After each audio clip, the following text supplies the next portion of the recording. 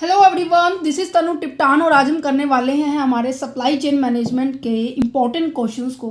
तो जल्दी से बच्चे, सभी बच्चों को रिक्वेस्ट कर रही हूँ जल्दी जल्दी जुड़ जाइए, क्योंकि इतना टाइम अगर हम जुड़ने में लगाएंगे तो ज़्यादा टाइम वेस्ट हो जाएगा। आप भी एक स्टूडेंट हैं, प्रॉपर टाइम यूटिलाइजेशन करना, टाइम मैनेजमेंट करना आपकी फीचर होनी चाहिए। कॉमर्स के स्टूडेंट हैं और ये जो वीडियो है, आज इस वीडियो के अंदर हम सभी यूनिवर्सिटी को मैं कॉमन करके तब मैं आपको डिस्कस कर रही हूँ, क्योंकि आपको बता देती हूँ मैं, क्योंकि मैंने सभी का क्या है पैटर्न देखा था, सभी का सिलेबस देखा था, मोस्टली सभी का सेम है।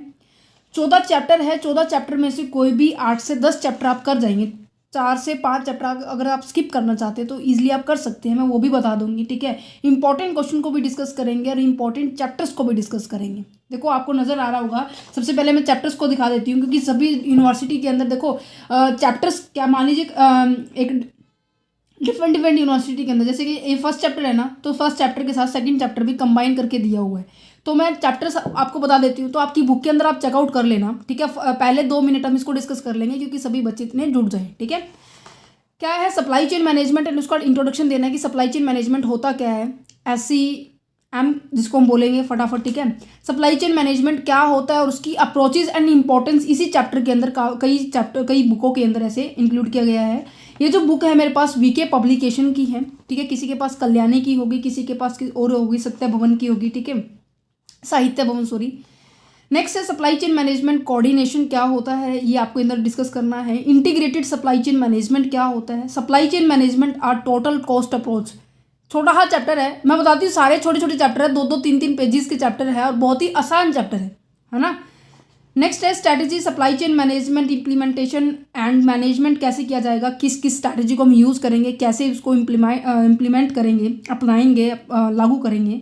Supply chain management and marketing क्या होता है, role of the transportation in a supply chain, transportation का सप्लाई चेन में क्या महत्वपूर्ण योगदान होता है। वेयर हाउसिंग की हम डिस्कस करेंगे, डिस्ट्रीब्यूशन चैनल डिस्कस करेंगे, and customer service strategy and practices को डिस्कस करेंगे। किस में से कौन सा चैप्टर, कौन सा क्वेश्चन, देखो क्वेश्चंस कैसे बनकर आएंगे, किस तरह से बनकर आएंगे, वो एक 2022 का, मेरे 2022 का भी है और 2019 का, 19 से लेकर 2022 तक के और 23 तक के क्वेश्चंस पेपर हैं। वो आपको शाम को 5 बजे या फिर कल सुबह 10 बजे से लेकर शाम के 2 बजे तक लगातार आपकी ही वीडियो आएंगी सप्लाई चेन मैनेजमेंट पर।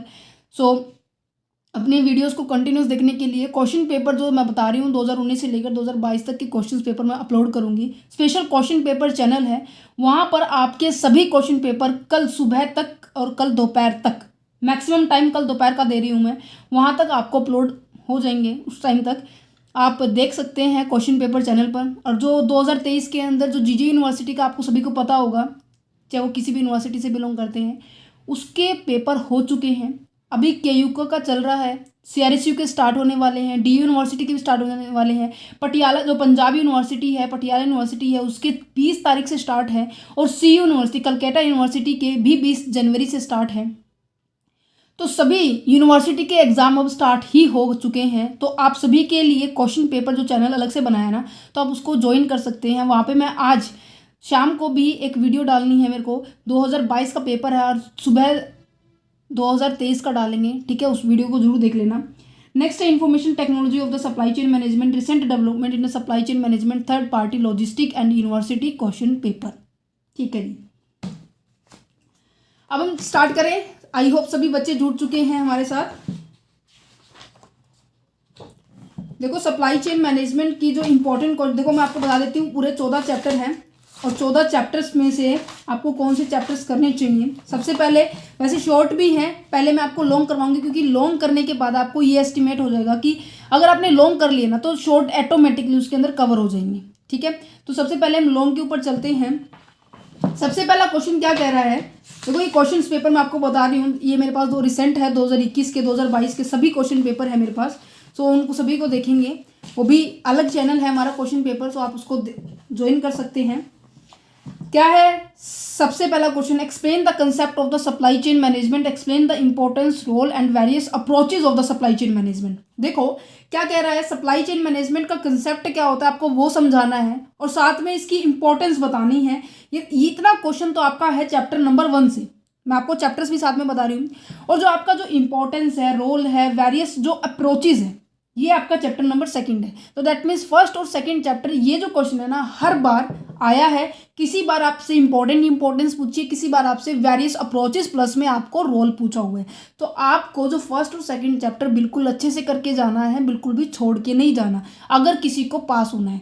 क्योंकि बच्चे बोलते हैं कि मैम पास होने वाला बताइए, मैं आपको अच्छे नंबर वाला बता रही हूँ, फिर भी आप मुझसे इस तरह से सवाल करेंगे तो that's not a good point.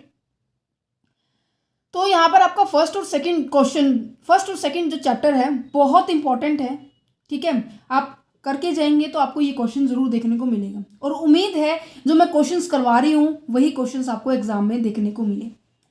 Next है supply chain management act as a coordination function for all the other function of the marketing. Marketing के अंदर जो सप्लाई चेन मैनेजमेंट किस तरह से रोल प्ले कर रहा है, कि कोऑर्डिनेशन की तरह रोल प्ले कर रहा है। अगर आपने 2 चैप्टर कर लिए ना तो ये इनका मतलब आपको समझ में आ जाएगा कोऑर्डिनेशन क्यों कह रहा है, ठीक है। उसके फंक्शन बताने, सभी मार्केट अदर जो फंक्शन है ना मार्केटिंग के, उसमें किस तरह से कोऑर्डिनेशन का रोल कर रहा है। ये चैप्टर नंबर 3 है सप्लाई चेन मैनेजमेंट कोऑर्डिनेशन का, ठीक है। मैं चैप्टर से बता रही हूँ किस तरह से क्वेश्चन उठ कर आएंगे, ठीक है। नेक्स्ट है supply chain management and marketing mix. ये जो क्वेश्चन है ना 2 टाइम्स रिपीट हुआ है, 2019 से लेकर 2023 तक के बीच में बता रही हूँ। 19, 20, 21, 22, 23 इन 5 सालों में 2 बार रिपीट हो चुका है, ठीक है।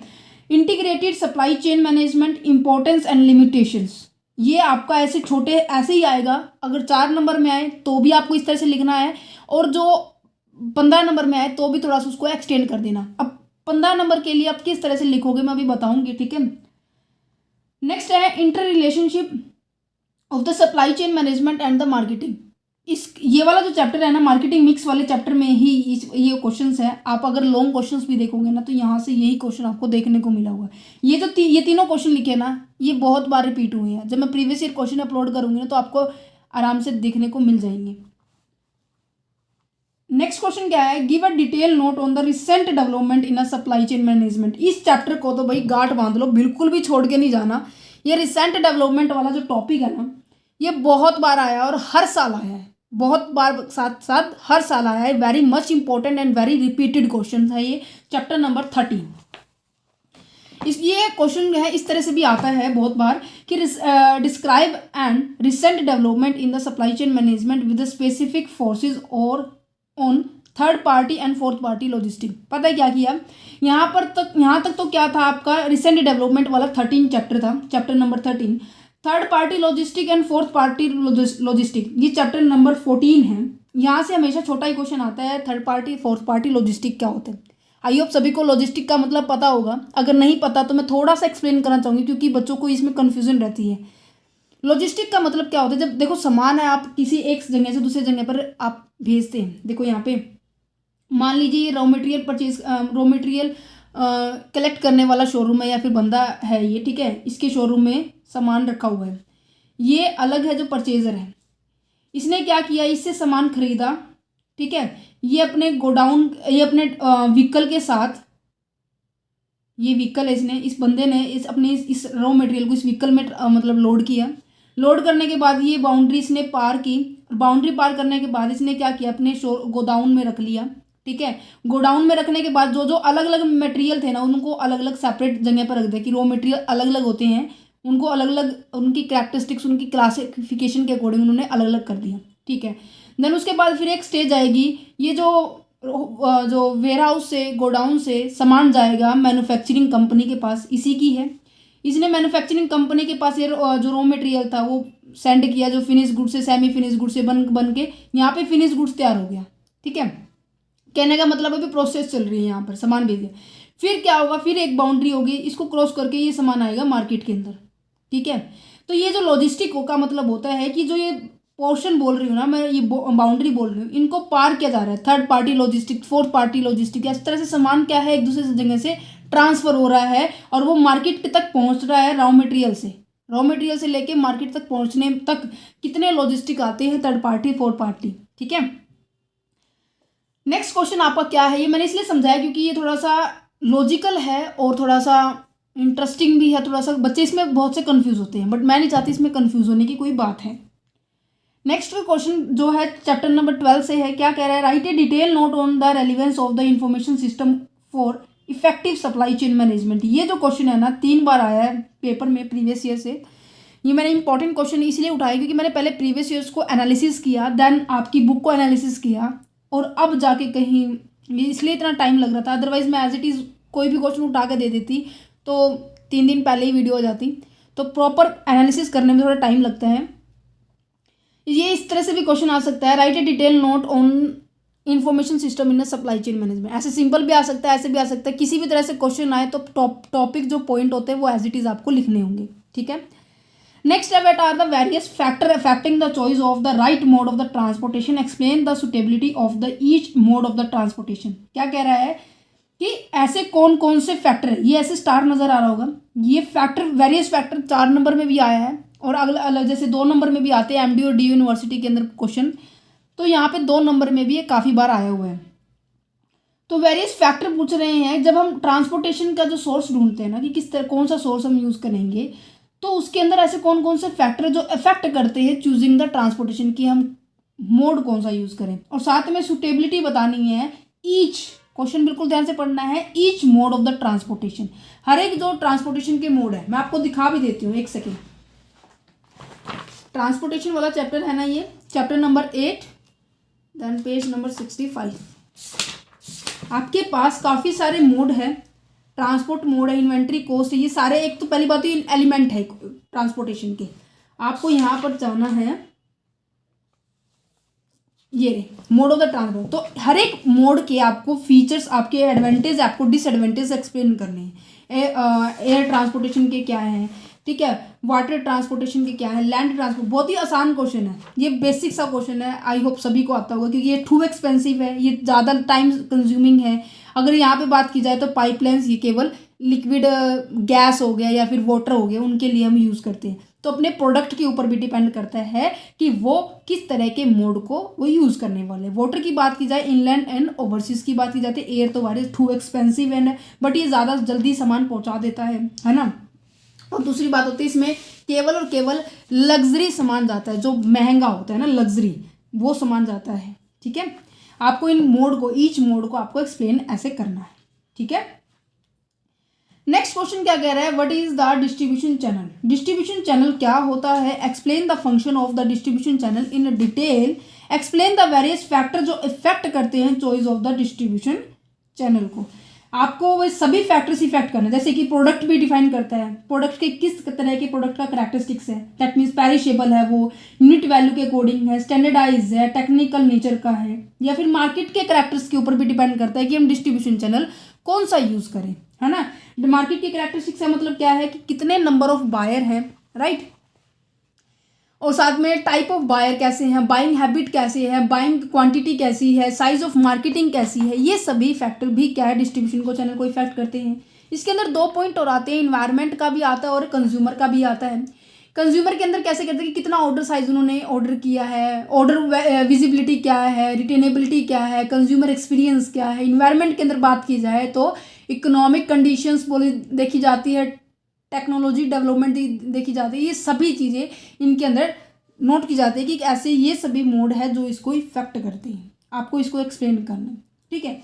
अब देखो यहाँ बुक में तो आपको क्या है, देखो मैं आपको दिखा भी देती हूँ, एक सेकेंड।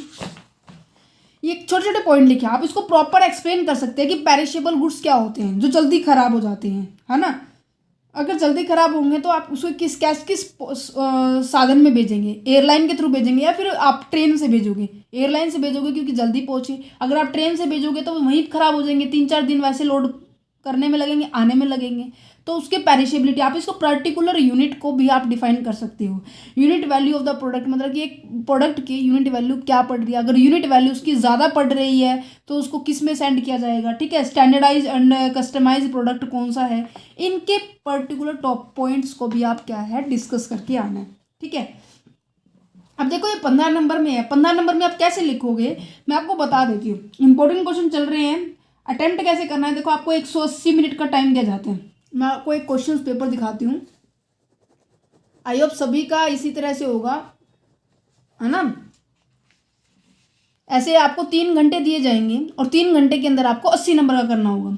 3 घंटे का मतलब क्या, आपको 180 मिनट दी जाएंगी। तो स्टार्टिंग के ओनली 3 मिनट्स आपको किसके ऊपर लगाना है, ये जो इंस्ट्रक्शन दी होती है, नोट में दिया होता है क्या, हर एक यूनिवर्सिटी का देखो पैटर्न अलग अलग होता है, तो अलग अलग पैटर्न को आप अलग अलग तरह से नोट आउट करोगे, राइट।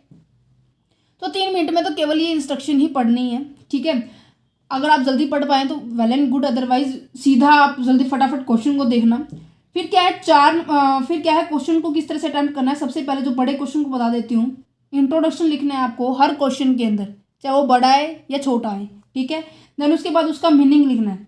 और आपको भी पता है कि आपकी बुक के अंदर प्रॉपर डेफिनेशन दी हुई है पर्टिकुलर ऑथर के द्वारा, तो वो डेफिनेशन भी आप लिख के आओगे, तभी तो अच्छे नंबर आएंगे ना। इंट्रोडक्शन, मीनिंग, डेफिनेशन, ठीक है। जो फिर आपसे जो पूछा हुआ मेन कंटेंट, अब मैंने आपको करवाया है डिस्ट्रीब्यूशन चैनल के ऊपर, राइट। तो डिस्ट्रीब्यूशन चैनल क्या होता है, ये अलग पॉइंट है, और साथ में function of the distribution channel of the in detail, ये अलग पॉइंट है। And explain the various factor affecting the choice of the distribution channel. आपको यहाँ पे साथ में क्वेश्चंस के मार्क्स भी दिए जाएंगे कि ये 4 नंबर में है, ठीक है, और ये 5 नंबर में है, और ये 6 नंबर में है, ऐसे कुछ मिलेगा।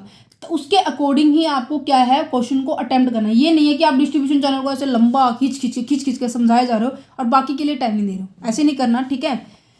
फिर आपको क्या लिखना है, मेन कंटेंट लिखना है जो पूछा हुआ है, ठीक है। इसमें अंदर फंक्शन पूछे गए हैं और साथ में फैक्टर अफेक्टिंग पूछे गए हैं, वो लिखना है। देन उसके बाद आपको लिखना है conclusion. Conclusion is a very much important. बहुत से बच्चे पूछ रहे हैं कि मैम कंक्लूजन कैसे लिखी।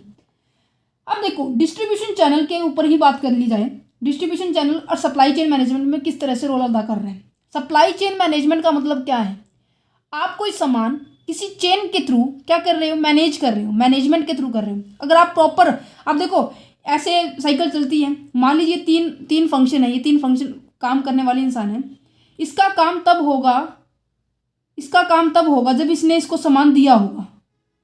समझ में आ रही है, ये एरो दिखाई दे रहा है, इसका काम तब होगा जब इस पर्सन ने इसको सामान दिया होगा, और इसका काम तब होगा जब इसने इसको दिया होगा, है ना। अब यहीं से सामान इसके पास नहीं पहुंचा तो ये कैसे सामान बना पाएगा या अपना काम कर पाएगा, है ना।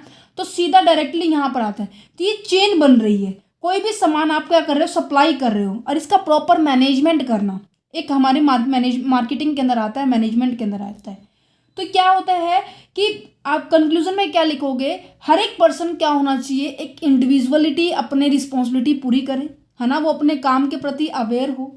नॉर्मल सी बात है, जरूरी नहीं होता जो वो काम कर रहा है वो किसी और के लिए इंपॉर्टेंट है। कहीं ना कहीं आप भी मार्केट में जाते हो, आपको भी अगर कोई सामान डिले मिल रहा है मार्केट में, तो आपको भी तो थोड़ा सा ऐसे लगता है ना। तो कंक्लूजन क्या होगा, आपके इंट्रोडक्शन और आपका जो मेन कंटेंट है, इंट्रोडक्शन और मेन कंटेंट को मिलाकर आपका कंक्लूजन बनता है। अब मेन कंटेंट, इंट्रोडक्शन में क्या लिखा हुआ है, डिस्ट्रीब्यूशन चैनल लिखा हुआ है ना। तो डिस्ट्रीब्यूशन चैनल से आप समझते हैं कि आप जो भी स्टेप, जो भी प्रोडक्ट आप मूव करते हो वो एक स्थान से लेकर दूसरे स्थान तक वो प्रॉपर मैनेजमेंट में होना चाहिए, है ना।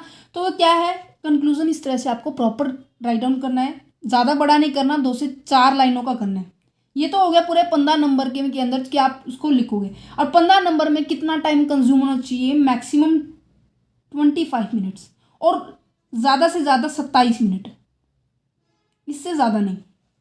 मिनिमम 25 और मैक्सिमम 27, इससे ज़्यादा आपको टाइम कंज्यूम नहीं करना है। और खड़े स्टैंडिंग 4 पेजेस ऐसे बिल्कुल दिखाती हूँ, 1 2 3 4, ऐसे खड़े 4 पेज फिल करने हैं। अगर मैं बोलूँ तो दोनों साइड के 8 पेज ऐसे करने, और अपनी यूनिवर्सिटी के द्वारा दिए गए पेजेस को भी देखकर फिर आप ऐसे कर सकते हैं। नेक्स्ट क्वेश्चन है, what is the ERP and explain its importance, objective and limitation.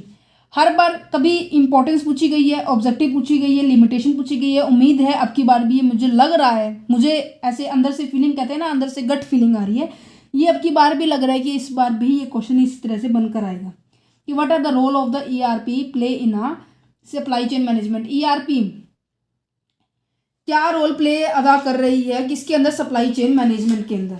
ERP का मतलब समझते हैं ना, electronic resources planning, right. Next है, what is the site selection, very much important, very repeated question, हर साल रिपीट हुआ है ये क्वेश्चन भी हर साल। मैं आपको ये भी बताऊंगी कि कौन से क्वेश्चन हर साल रिपीट हुए हैं, तो वो चैप्टर आप बिल्कुल करके जाने हैं। साइट सिलेक्शन क्या होता है और मैनेजमेंट क्या होता है, why is it is important to select a proper site, what are the various factor affect the choice of the site selection.